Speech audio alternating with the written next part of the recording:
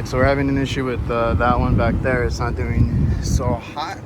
Today's a week later, a warmer day. I'm also doing this one here in the back. We're doing the maintenance, so that one, I want to get that one out of the way first and then see how it runs. And then as I'm cleaning the other ones, this one never turned on. They are next to each other basically.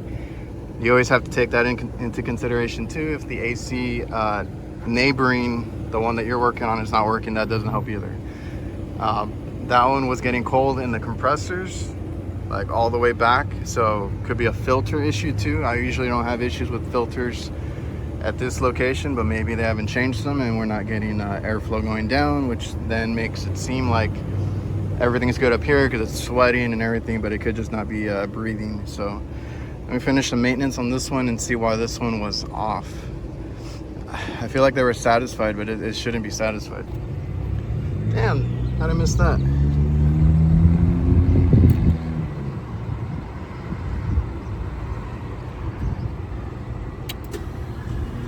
Oh, we got a real call here.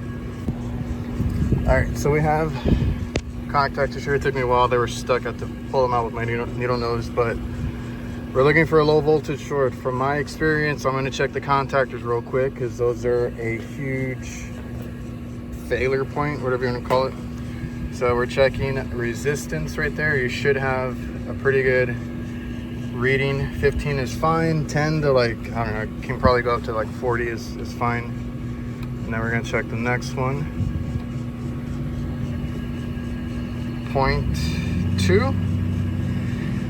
So then this is our culprit. I'll be able to put this in.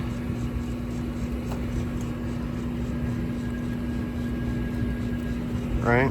You're gonna leave these out, reset, and then turn back on. And one compressor immediately came on. So let me get that other contactor and we'll just change it out. I just realized, checking what I have, I bought the wrong shunt contactor. I don't need 120. This is all AC over here. I bought the wrong one, so I guess and that's been there for months, so can't return it. That sucks.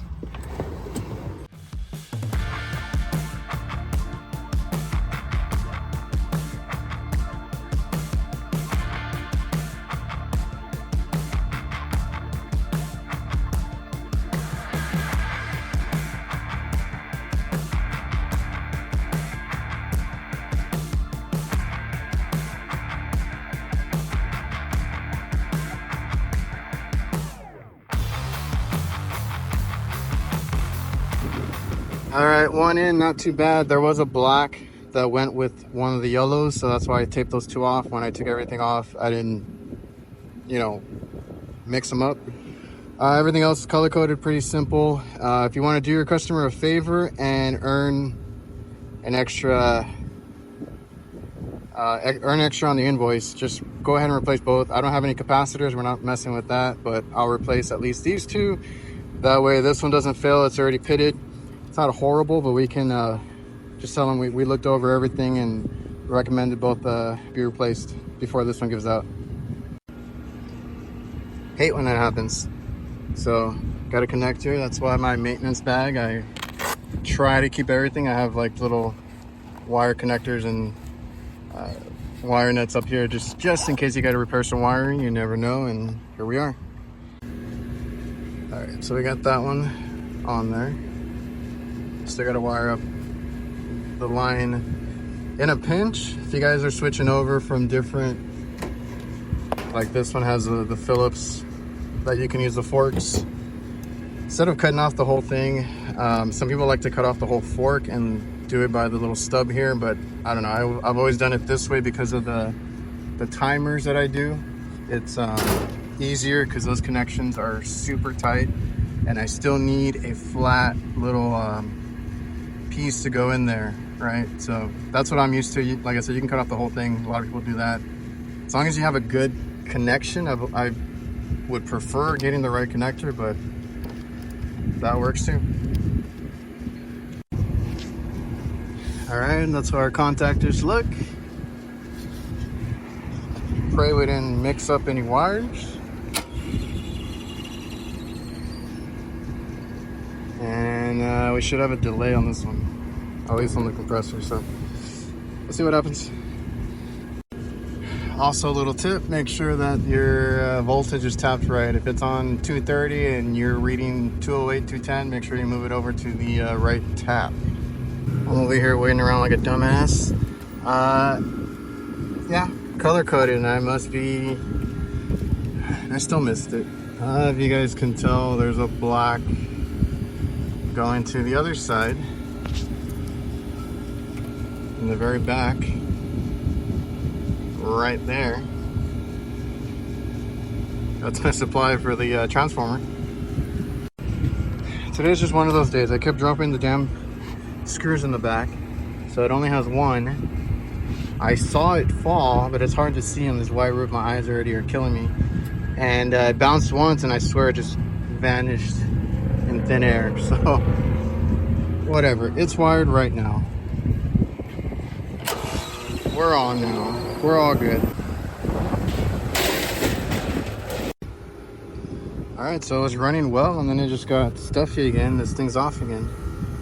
So we're gonna go through, and nothing is tripped this time. I don't know if something's going on with the board or the thermostat.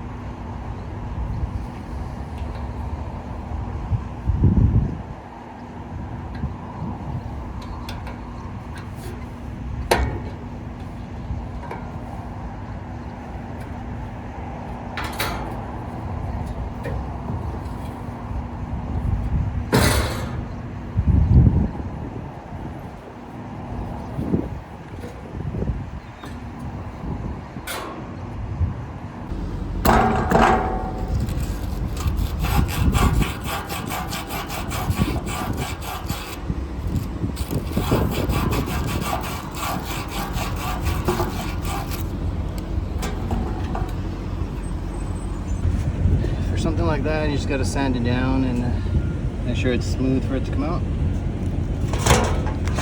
And then we'll get to replacing it.